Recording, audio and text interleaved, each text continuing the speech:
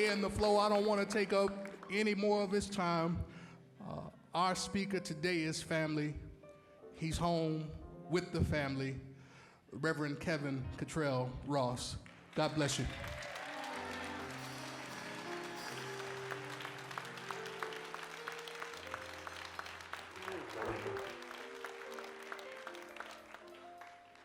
Oh, that ain't fair. That ain't fair. You can't just fill me up like that.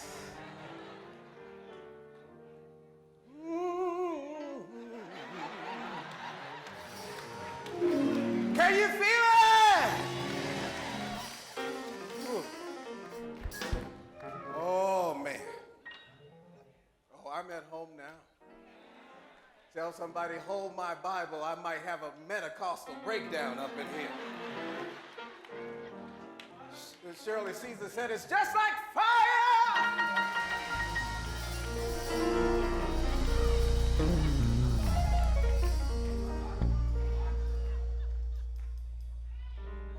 Oh, now.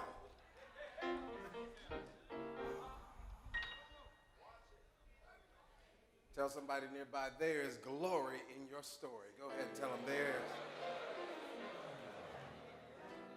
For all that this solid rock has provided so many, I am grateful to be in that number of those who can come and touch the rock every now and again. And I give thanks to all of you who continue to hold this powerful healing village, transformational village, and beloved community together. Give yourselves and God some praise.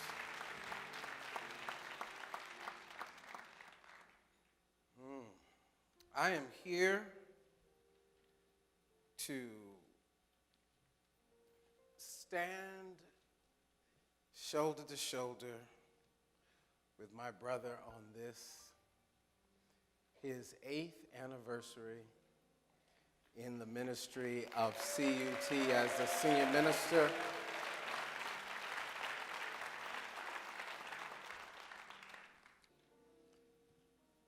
When we were sent to this planet, we were sent here on assignment. You and I have an assignment. And the degree to which we are willing to embrace that assignment and get all in about the assignment that we have been given, God will put some glory in your story. You know, I want you to think for a moment about the most difficult period you have ever faced in your life. And for some of you, you're sitting here right now in the most difficult period of your life. And we've taught you how to look good in the most difficult period of your life. Some of you are like swans. Have you ever seen a swan? Have you ever seen a swan glide on the lake? A swan glides on the lake looking good, just graceful. And I was up at Rye Sound once. Anybody know about Rye, New York? There's a beautiful body of water called the Rye Sound. And I was in one of those, what do you call those things? A canoe. Let's call it a canoe. And I was in the canoe, and I said, let me look at this, get close up to the swan and see how it's doing that so gracefully. And I got close enough to the swan where I could see that underneath the surface, the swan all along had been faking the funk. The swan was and just pedaling. And that's how most of us are at any point in our lives if we're honest with ourselves.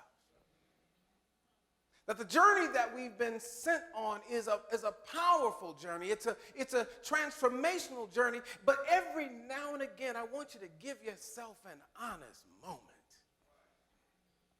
Want you to step to the truth, even if it's just for yourself. Something that Mary Kay and Bobby Brown can't conceal. You know the kind of truth I'm talking about. And so you may have come in this place at that point in your unfoldment. But if you are attentive to your assignment,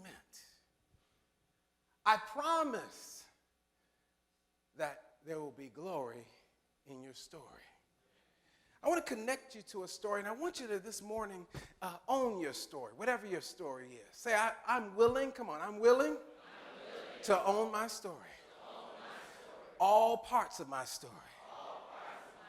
The beginning, the middle, and for some of us, the almost, no, I'm just going to say it right in the beginning and the middle, the right now. I want you to own all parts of your story, and I want you to be here as one on assignment with an important story. And I'm going to share a little bit of one that I think we can relate to from 1 Samuel 17:32. And I'm just going to read till I get tired. Would that be all right? Get over to Proverbs, just going for it.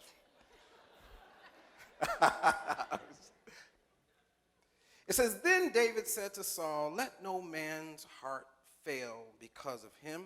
Your servant will go and fight with this Philistine. And Saul said to David, You are not able to go against this Philistine to fight with him, for you are but a youth, and he is a man of war from his youth. But David said to Saul, Your servant used to keep his father's sheep. And when a lion or a bear came and took a lamb out of the flock, I went out after it and struck it and delivered the lamb from its mouth. And when it arose against me, I caught it by its beard and struck and killed it. Your servant has killed both lion and bear. Have you ever, in your story, encountered some lions, some tigers, and some bears? You know, I serve alongside Reverend Eric Donaldson, and every now and again he's the senior minister of operations at the church. And I'll come into the community, you know, looking calm.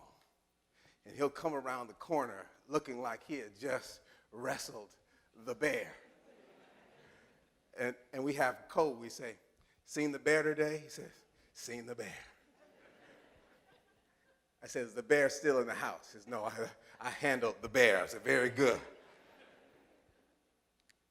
He says, Your servant has killed both lion and bear, and this uncircumcised Philistine will be like one of them, seeing he has defied the armies of the living God. Moreover, David said, The Lord who delivered me from the paw of the lion and from the paw of the bear, he will deliver me from the hand of this Philistine. And Saul said to David, All right, well, go on, and the Lord be with you. In other words, I'm going to stay right here where it's safe. So Saul clothed David with his armor, and he put a bronze helmet on his head. He also clothed him with a coat of mail. And David fastened his sword to his armor, and he tried to walk, for he had not tested them. And David said to Saul, I cannot walk with these, for I have not tested them. So David took them off. Then he took off his staff in his hand, and he chose for himself 5, what about it? Smooth stones from the brook. I want you to remember that we're going to go back to 5 smooth stones from where? From the brook. And put them in a shepherd's bag in a pouch which he had, and his sling was in his hand, and he drew near to the Philistine. So the Philistine came and began drawing near to David, and the man who bore the shield went before him. And when the Philistine looked about and saw David, he was disdained. for he was but a youth, ruddy and good looking. Come on now, you can look good, but you can fight. Oh, I know Chicago. Let me take my earrings off, because I got to be snatched when I get back home. You know what I'm talking about? Mama can't know I was out here cutting up fully. So the Philistine said to David, "Am I a dog that you come to me with sticks?" And the Philistine cursed David by his gods. And the Philistine said to David, "Come to me, and I will give your flesh to the birds of the air and the beasts of the field." Then David said to this Philistine, "You come to me with a sword, with a spear, and with a javelin? I'm from Cabrini Green up in here. I'm from 45th Street. You know, I'm from Roseland. No, that's not in the book. Who knows what I'm talking about? Come on, tell the truth and stay in church. That's all you got? He says, "But I come to you in the name of the Lord of hosts, the God of the armies of Israel, whom you have defied. This day the Lord will deliver you into my hand, and I will strike you and take your head from you. And this day I will give the carcasses of the camp of the Philistines to the birds of the air and of the wild beasts of the earth, that all the earth may know that there is a God in Israel." Now, by the way, just parenthetically, for those women who have never been to a men's retreat, this is how we learn to signify. We go in, read this passage, and we're taught.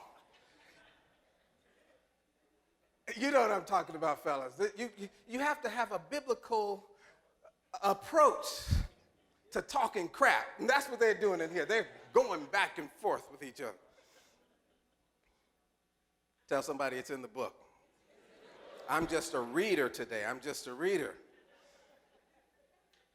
"Then all this assembly shall know that the Lord does not save with sword and spear, for the battle is the Lord's, and he will give you into our hands." And so it was so.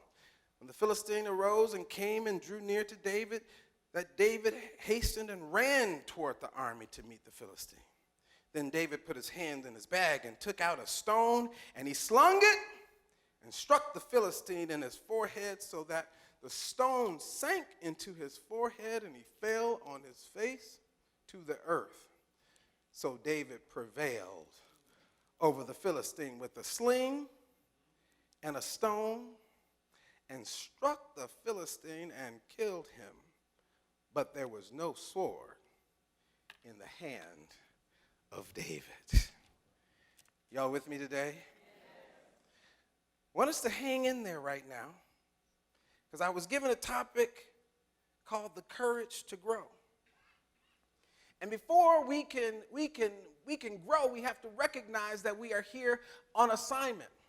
And if we would allow ourselves to realize that, yes, I'm a spiritual being living in a spiritual world, governed by spiritual laws, but everything that comes into my experience is not going to be spiritual and sweet. In fact, the moment that you are willing to stand in that recognition of who and what you are, it's lesson time. And when it is convenient, and when it is unchallenging, and when it is smooth, it's easy to talk about the God that you know. You can spout that there is only one presence and one power active in my life. When you're down on Miracle Mile. But in the movement deeper into your assignment, there are some qualities that must be awakened within you to qualify you for the glory. And not everybody is willing to be qualified.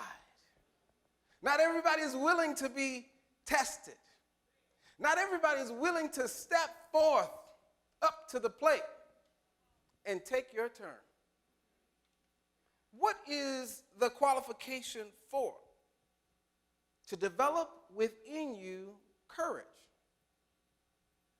Because it's not that you will not be challenged. It's when you are challenged, do you have what it takes to face the challenge? Are you hearing me? And for some of us, there are some things that don't challenge us. I was telling Reverend Derek, Reverend Wells yesterday, he was talking to me about my life a little bit, and I was talking to him about having started this new job in Sacramento, and not everybody was happy that I came down there, up there, wherever I was. And on the day that I was to start this new role as senior minister of this magnificent congregation that I was so excited about, the executive director had organized the core staff to walk out that day. They all quit except a couple of them. And they bet among themselves that in 6 months, we'll all be back anyway, because he won't last in 6 months. But they didn't know that I'm from the south side of Chicago, and I know what to do with zero. I know how to manage zero. I'm peering into 10 years.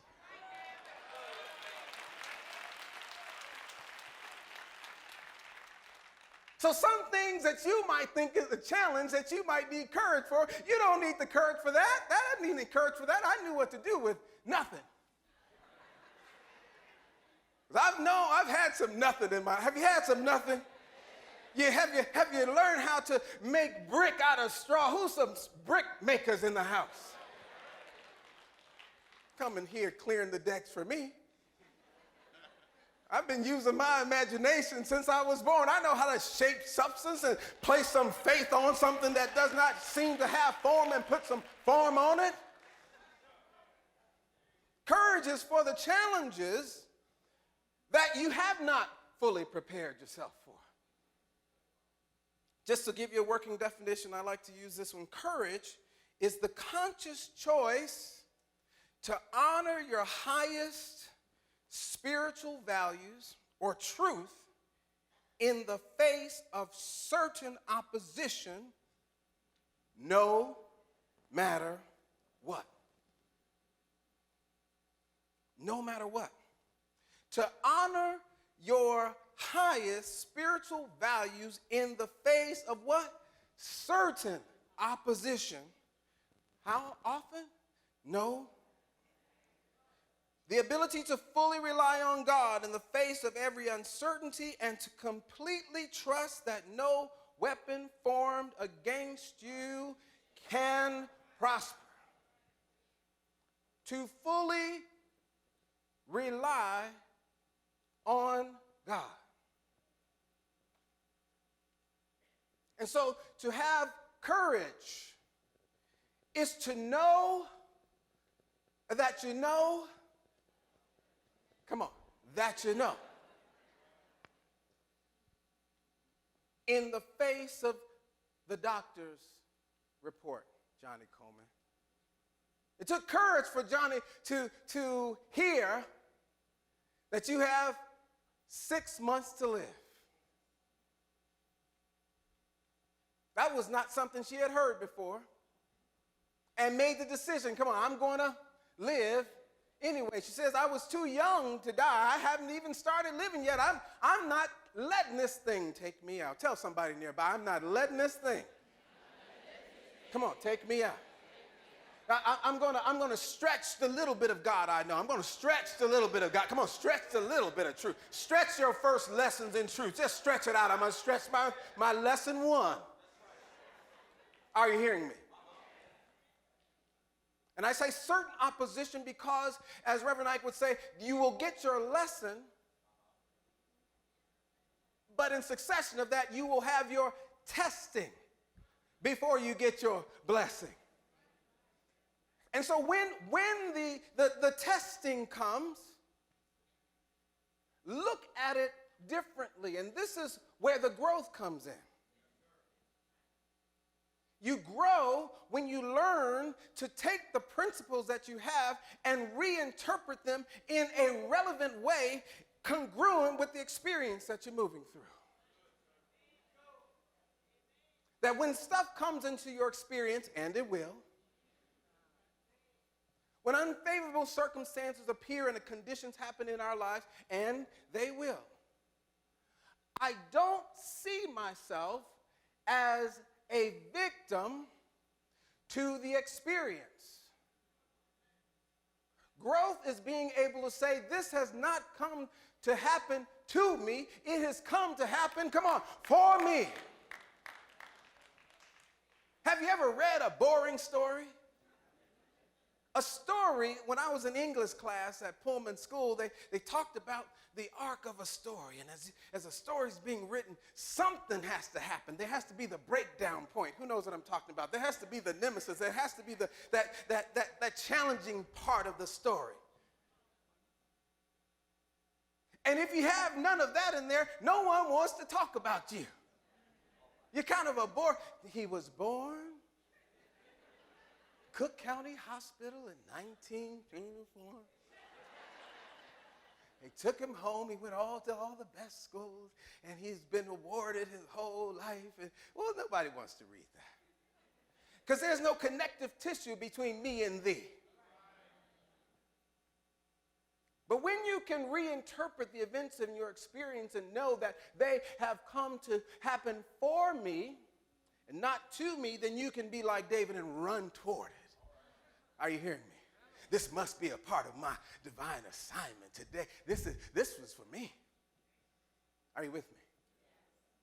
And that way that you begin then to lean into the depths and the deep things of life and living.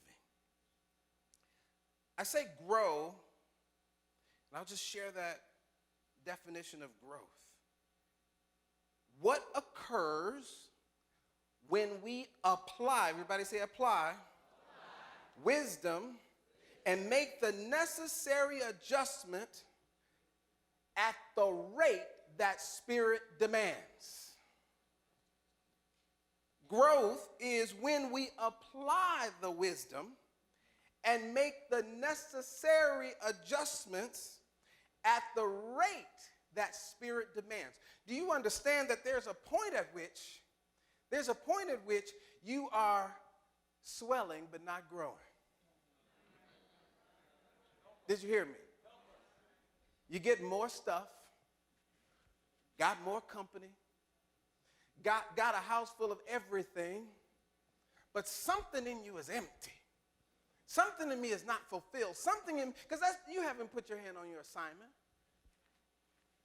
You, by all accounts, everybody on the outside is looking at you, and you're the best thing you're like that swan. And you go home vacant. Have you ever been there? If you have, just look straight at me so you don't give yourself away. Don't look left or right, right here. Growth is when I am willing to surrender my personal will and allow it to align with the divine will. I want my horizontal to align with my vertical. And that's what struggle is about. Me trying to stay horizontal when Spirit is trying to take me, come on, vertical. But I'm making so much money. But I'm having the time of my life. Oh, I just can't get enough of it. No. And what Spirit does is not cease to extend the invitation. Are you with me? And there's a point at which we accept the invitation to become what we have been sent here to be. Irrespective of my addiction to the approval of others outside of myself. I'm waiting for your affirmation. I'm waiting for you to tell me it's okay. I'm waiting for you to affirm me. But God has already given you permission, and the minute you accept that, you stand in your own two big spiritual feet and do your thing. See, there's a thing and there's a thing. And we just read about David's thing. The Goliaths are a part of the drama of life. So get yourself a slingshot, please, and stop complaining every time you are seeing and facing a Goliath. We're tired of hearing your complaint about the Goliath of your bills and the Goliath of your health condition and the Goliath of your community and the Goliath of your relationship. I'm tired of hearing about it. They got some slingshots over at the dollar store if you don't have enough money. Come on, get yourself a slingshot.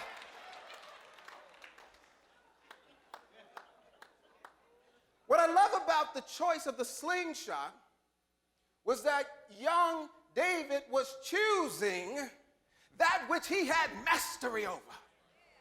Every one of us has mastery over something. Are you with me? Come on, tell somebody, do your thing. Stop trying to do my thing. Stop expecting me to do the thing like it's always been done. I can't do it the way it's always been done. I've got to do, my thing. The old hymn of the church, it's your thing. Do what you want to do. I can't tell you.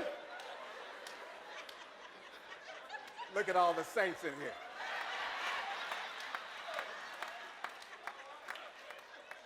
The saints and the ain'ts. Which one are thee?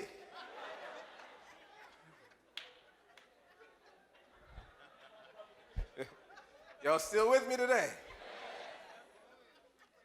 We are in the process of becoming. We're in the process of becoming, and the becoming is all about evolving what has been involved. And involved in each one of us is a high and powerful purpose, and there will come a moment of truth that if you're willing to lean into it, like Reverend Derek did 8 years ago, you're going to get some glory in your story. Are you with me? What is it that I am to evolve? What are we evolving? I am evolving at the rate that Spirit demands. I'm letting go of what is no longer me, myself left over from yesteryear, myself left over from yestercentury, and I'm embracing the emerging self that God is saying that I am right now. Will the real you please stand up? Are you hearing me? I remember a time when I was motivational speaking mainly, and I was doing well. I was doing good. And someone came to me and said, well, you know, I know that you're ordained now, and I think that when you should suppress that side. Don't put too much emphasis on Reverend Kevin Ross. Don't put too much, because they're not going to pay as much, and you're not going to get booked as much. I said, well, then that's not for me. Are you hearing me? And I know that so many of us wrestle with this dynamic of the spiritual and the secular, if you will, in the interest of trying to be accepted in the larger order. But I have come to know that when you respond to the voice of the genuine, when you step right into your particular lane, when you're willing to be what God is calling you to be for a particular time, then God will validate. God will certify. God will qualify. God will even quantify. Your line won't get shorter, it'll get longer. Come on, say, I'm willing to be the real me anyhow. So David is confronted. He's confronted with, come on now,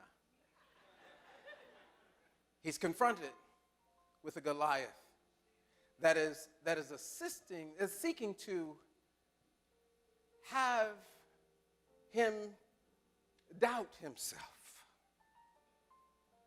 doubt his willingness to embrace who he is, doubt this moment in his life. This Goliath is trying to intimidate him and tell him who he can't be, and you're too young. He even told him, you're too fine.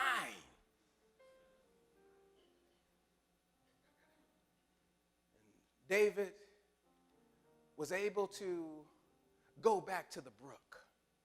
Are you hearing me? He went to the brook after Saul had chickened out. Because some people will walk with you just for a little bit, Brother Rev. Up until the moment you start stepping into your season, your real thing. Well, let me give you some armor. Let me give you something to put on while you're out there. At least that's the least I can do for you. And David starts to try and work with somebody else's armor. Listen to me. The armor that was for one may not be suitable for the other. Are you hearing me? Let's stop trying to clothe him in somebody else's suit of armor. He's got his own techniques. He's got his own approach. He's got his own assignment. Let me take off this armor, but I will stop by the brook. See, the brook is where the 5 smooth stones are. And see, Mother left us 5 smooth stones in the brook. He can't put on her shoes, but he can put on his own shoes, and his feet are growing every day. But Mother left 5 smooth stones in the brook. And the 5 smooth stones metaphysically represents the 5 spiritual principles, the 5 basic truth principles. If you just come back by the brook, I've left something for you that will give you all that you need when you need it. When every Goliath comes in front of you, you'll be able to stand on it, brother. Because you're still a unique, unrepeatable miracle of God. You're a once-in-a-lifetime event in human history, but I need you to stop by the brook. And he goes and he gets 5 smooth stones from the brook. The omnipresence of God, the divinity of men, the value and power of thought, practicing the presence and the law of demonstration. And if you walk with God, if you're truly in relationship with God, the scripture says that David didn't even need to use all 5 of them. Most of you don't know all 5 of them, so work with the one that you know. Work with the one that you know.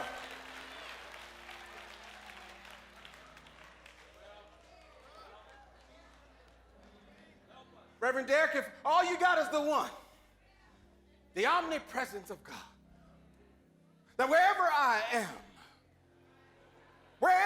am, not just is, but in me, through me, as me, around me, about me, God is.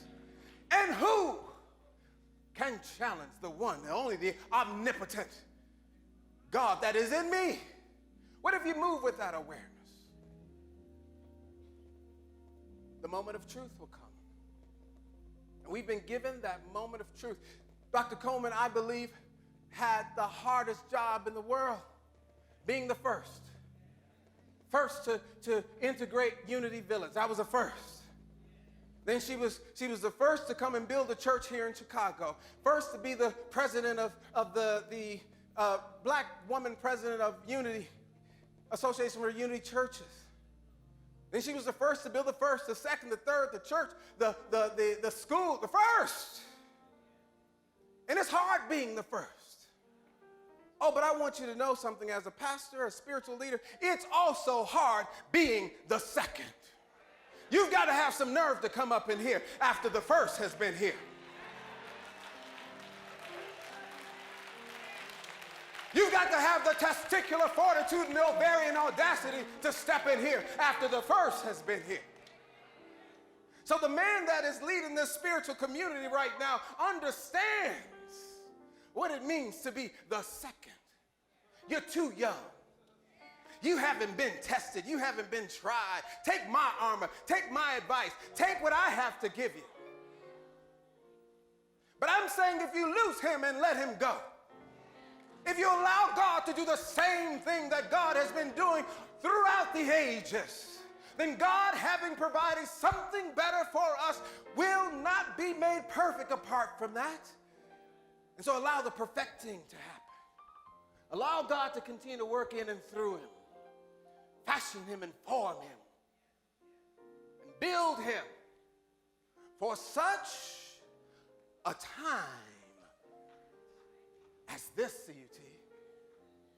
We didn't build this stadium in order to be a center for spectators, but we built it to be a boot camp for the beloved community so that we can dispatch from this place voices who can remember that even in the heat of the battle, even in your darkest hour, dawn, yea, though I walk, yea, though I walk through the valley of the shadow of death, it's just a shadow. CUT, it's just a, come on.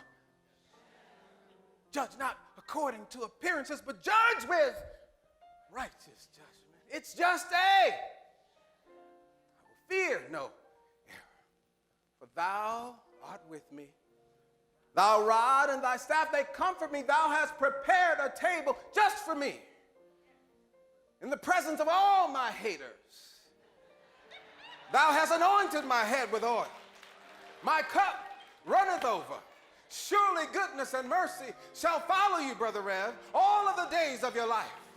If you will dwell, if you will dwell, if you will dwell in the house of the Lord forever. And so it is written, and so I have spoken it, and so you have heard it, and so it is.